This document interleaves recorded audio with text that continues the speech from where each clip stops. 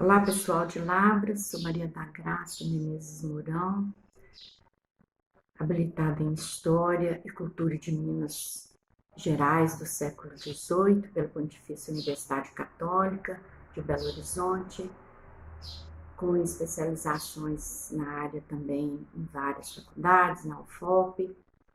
E eu estou aqui para falar para vocês a respeito do artigo que eu escrevi, A Mineração de Lavras do Funil, contemplando os mineradores e faiscadores, principalmente do século XIX. Mas eu contemplo também um pouquinho a respeito do início nesse artigo, do início da mineração em Lavras. É muito interessante essa parte e ela deve ser pesquisada a fundo ainda por todos que derem continuidade ao meu trabalho, porque nós não temos à disposição ainda, que pode acontecer disso, vir a aparecer, os livros de guarda-moria dessa época.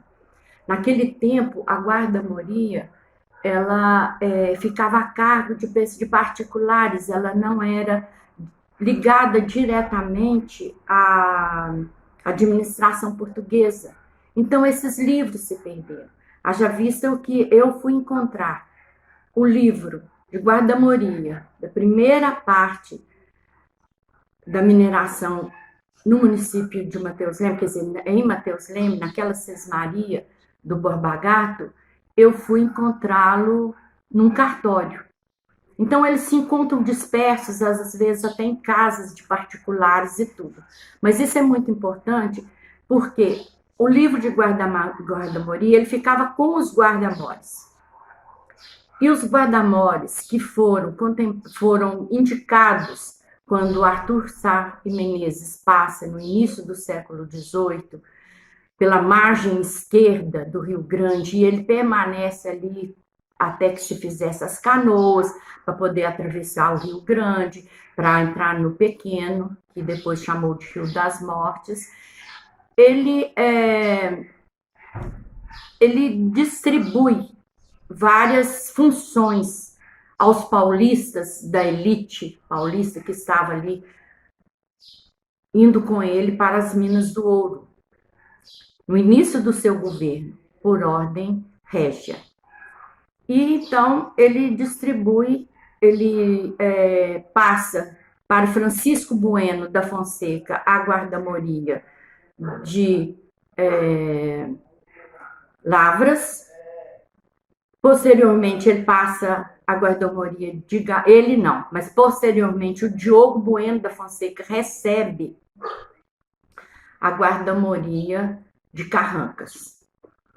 Então, esses livros se dispersaram. Então, a gente não tem nada a respeito deles. E uma coisa importante para se saber a respeito dessa mineração, porque já é do conhecimento de todos vocês que isso aconteceu no Ribeirão das Faisqueiras. E esse Ribeirão, a meu ver, através dos meus estudos, e vocês sabem que eu ando mesmo para escrever, eu ando mesmo para pesquisar. Então, 2004, 2005, até 2008, eu viajei por toda essa região, e eu praticamente acho que é o Ribeirão da Água Limpa, o Ribeirão das Faisqueiras. E esse nome Faisqueira, que é dado no século XVIII, ele vai ser absorvido no século XIX para contemplar aqueles homens que ficavam, que já tinham suas fazendas, já eram estabelecidos na região, mas eles faiscavam ainda os resquícios da mineração do século XVIII, aquela mineração que se efetivou assim com grande intensidade. E já no século XIX era assim uma mineração de horas vagas, entre aspas, porque não era aquela atividade principal daqueles homens que estavam ali minerando. Mas mesmo assim eles formaram sociedades, né? E tinham também os seus escravos. Enquanto no 18, no início, foram aproveitados os indígenas, que tanto o Matias Cardoso de Almeida como o Lourenço Castanho Tax, o moço, haviam apresados nessa região, que nós chamamos esses indígenas de Catauá, o Cataguá. Então, já no 19 são escravos e pessoas que se unem, pessoas que se juntam, homens que se juntam em união comum para efetivar essas minerações.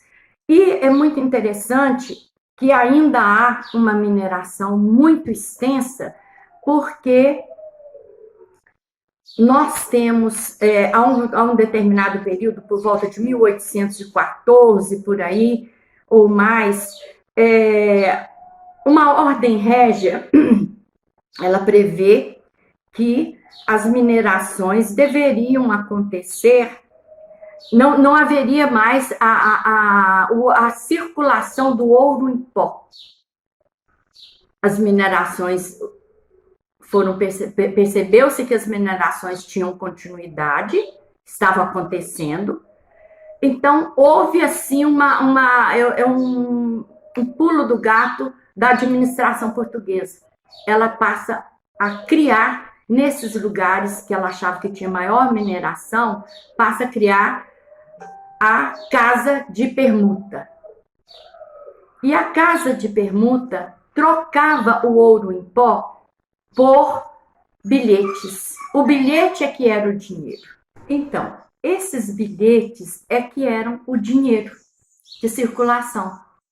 Enquanto no 18, até a essa lei régia, era o ouro em pó, depois passa a ser bilhetes de papel, que a Casa da Moeda passa a emitir, justamente depois da chegada, né, de Dom João VI no Rio de Janeiro. E eu fui pegar isso para vocês, para mostrar como que era antes o dinheiro, a circulação do ouro em pó. Isso aqui é uma oitava. O ouro era pesado dessa forma. Então, a gente tem aqui, inclusive, o cunho da coroa. O cunho da coroa. Observem para vocês verem como que era essa peça. Isso é peça de museu. Mas não pensem que foi... A gente pegou essa peça, é de família. Porque meus antepassados, um deles, o Francisco... era major, não sei o que, Francisco Teles de Menezes, ele fazia parte disso, e a minha família, os meus antepassados, tinham uma grande mineração em Pitangui, que é as Minas das Lavrinhas. Olha a molinha de fechar, olha a riqueza disso que era feito pelos, lá, né, os ourives da coroa portuguesa, lá em Lisboa, né? Os ourives trabalhavam nos passos, fazendo essas coisas, ser de bronze. E quantos séculos não tem isso, né? Então, isso aqui era o ouro em pó, que era pesado aqui. Quando eu falo em ouro em pó, fica pensando que é um pó fininho. E o que eu descubro? Que não, porque os grãos eram uma certa oitava dessa aqui, uma oitava, ela tinha, até anotei aqui para falar para vocês aqui, tinha 3 escrópulos. 3 escrópulos significava que correspondia a 72 grãos de ouro. Então, conseguia-se não fazer o ouro pó, mas conseguia-se preparar aquela pepita encontrada, assim, decantá-la com o iodo, com os arbustos, com as folhas do arbusto sapeixe e tudo, em grãos de ouro, né? E era comprado assim com preços exorbitantes. Eu coloquei aqui para vocês para mostrar que uma uma galinha custava quase que, aqui tem vários tamanhos, várias linhas marcando aqui quantas oitavas. Uma oitava, eram 8 oitavas, então a metade era 4 oitavas, e por aí vai, 6 oitavas e 2 oitavas. Então uma galinha era comprada quase que pelo esse tanto aqui de ouro. 65 espigas de milho era praticamente a metade dessa medida aqui, dessa oitava. Então, voltando. Então, essas casas de permuta, Lavras teve uma mineração significante no século XIX. Haja vista que a coroa portuguesa, a administração portuguesa, estabelece 2 casas de permuta aí na região.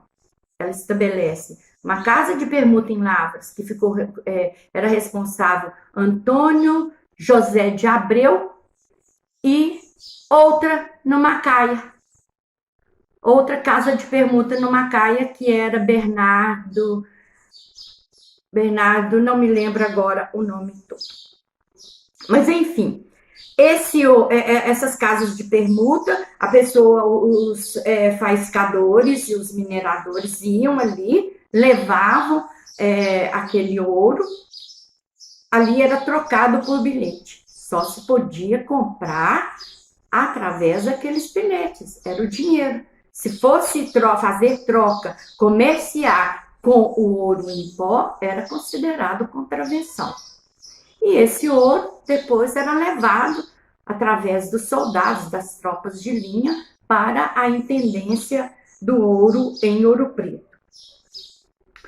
Muito bem. Então, este foi o meu trabalho, o meu artigo. Eu espero que eu tenha conseguido despertar o interesse para vocês. E vocês terão muito mais coisas interessantes nesse livro que eu pretendo. Vai ser lançado agora, dia 26 de julho, de forma virtual, e vocês poderão, eu vou passar depois como vocês poderão adquiri-lo. Santana das Lavras do Funil, nos caminhos do ouro do século XVIII. Eu agradeço vocês e parabenizo Lavras pelos 300 anos. 300 anos de história, 300 anos de progresso, 300 anos dessa gente maravilhosa. Muito obrigada. Um abraço para todos.